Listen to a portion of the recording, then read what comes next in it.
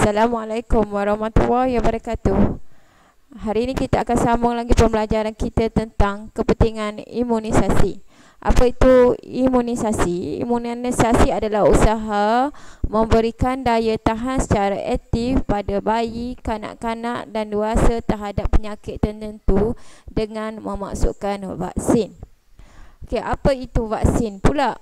Vaksin ialah suatu bahan yang mengandungi antigen yang diperolehi daripada virus atau bakteria yang dilemahkan atau dimatikan. Itu maksud vaksin.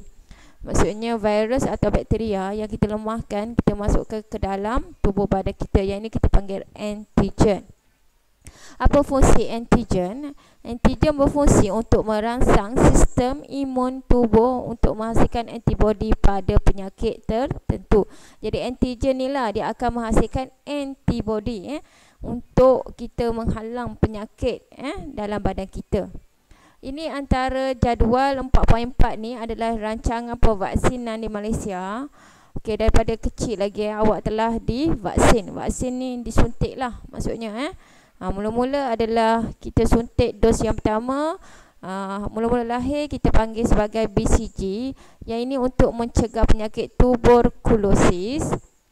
Kemudian DTaP untuk mencegah penyakit difteria, tetanus, pertussis.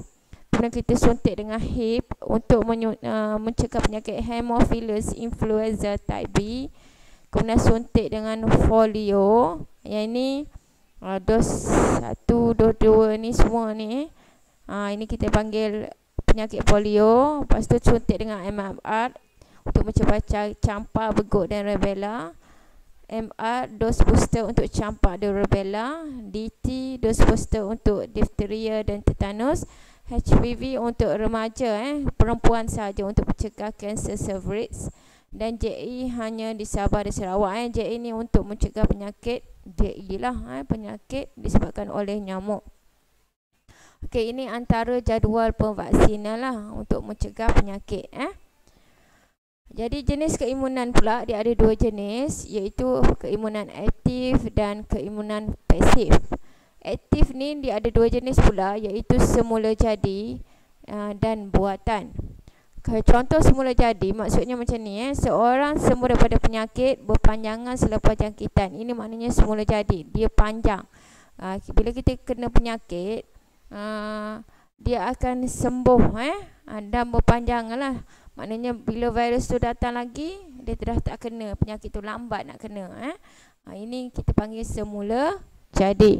Maksudnya awak tak perlu ambil apa-apa ubat ataupun suntikan untuk mencegah penyakit tu. Ini kita panggil semula jadi. Yang ini graf yang menunjukkan keimunan aktif semula jadi. Yang ini semasa jangkitan kedua, antibodi yang dihasilkan melebihi aras keimunan dan keimunan dicapai. Ni awak tengok kat sini. Ini semasa jangkitan pertama, antibodi ini yang disimpan dalam badan tu rendah. Dan dia tak capai aras keimunan. Ni aras keimunan.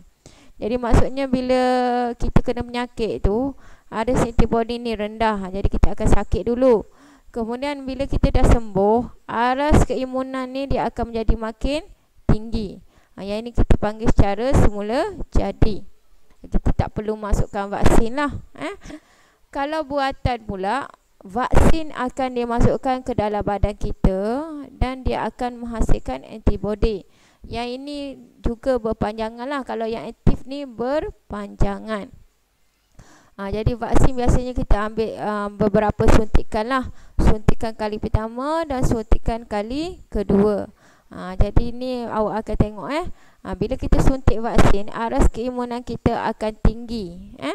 Ni aras keimunan, ni dia punya graf ni naik tinggi sebab kita dah ambil vaksin. Yang kedua pula jenis keimunan pasif pula sama juga, dia ada semula jadi dan buatan.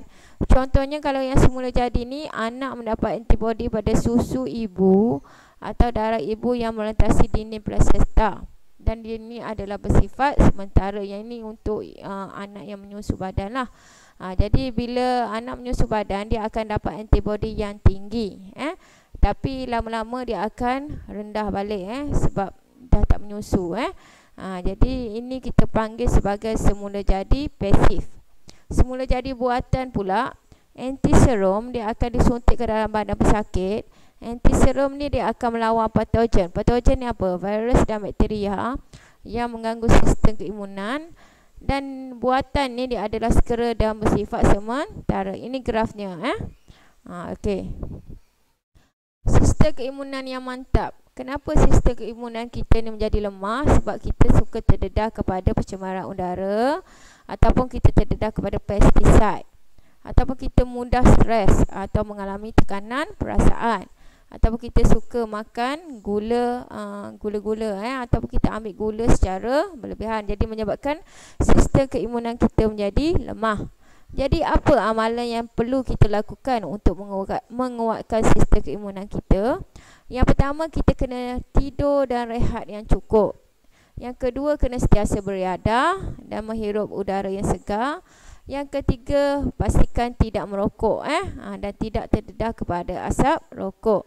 Dan yang keempat, kita perlu pastikan kita sentiasa dapatkan pemeriksaan kesihatan secara berkala untuk memastikan kita ni bebas daripada sebarang penyakit. Okey, ini antara latihan yang awak perlu buat. Okey, itu saja untuk hari ini. Sekian, terima kasih.